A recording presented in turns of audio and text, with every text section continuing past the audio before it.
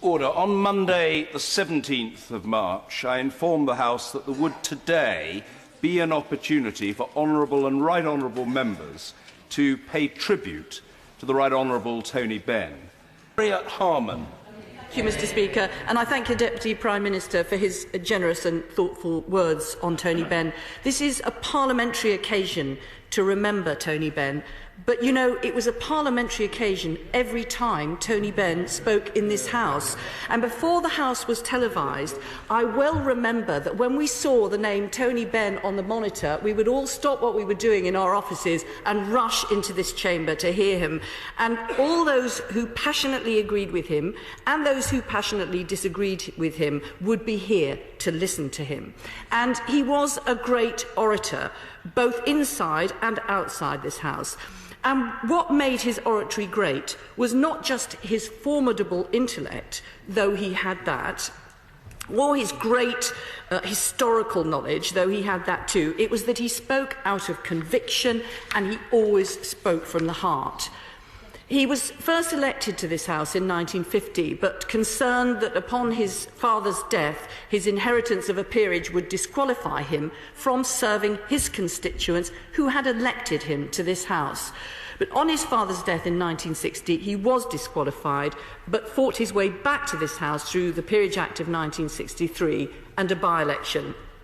When Labour formed a government in 1964, he became Postmaster General and then Minister of Technology.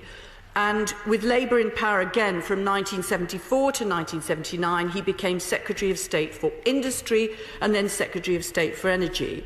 And he encouraged a number of workers' cooperatives, the most notable of which was Meriden in the Midlands, which continued to produce Triumph motorcycles for another decade. And what drove him on was his belief in the power of people. As the Deputy Prime Minister said, the power of ordinary people through their trade unions and through their votes to bring about change, and change for the better.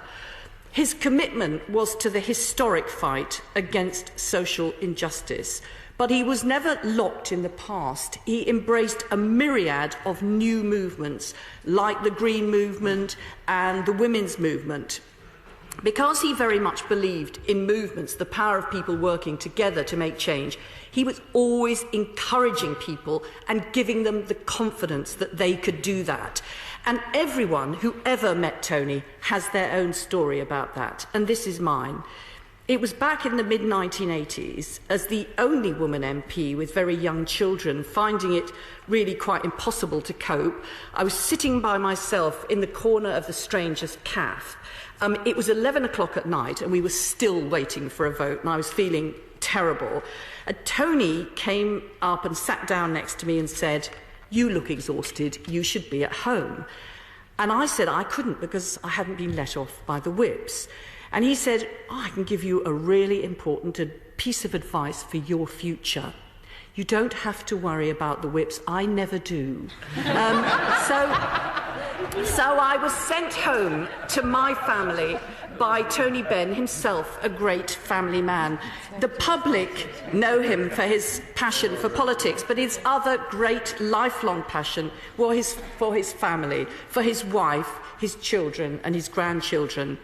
He proposed to Caroline only 9 days after meeting her, explaining that it would have been sooner, but he was quite shy. He later bought the bench on which they were sitting when he proposed, and it remained in their garden till the end. He was enormously and justifiably proud of his children, his daughter Melissa, so like her mother, and his sons Joshua, Stephen and Hilary, the Right Honourable Member for Leeds Central, so like him. His legacy is not just to this House and to progressive politics in this country, but also in the values and commitment taken forward by his children and grandchildren, to whom we extend our sympathy and with whom we share the grief of the loss of a great parliamentarian and a great politician. Yeah.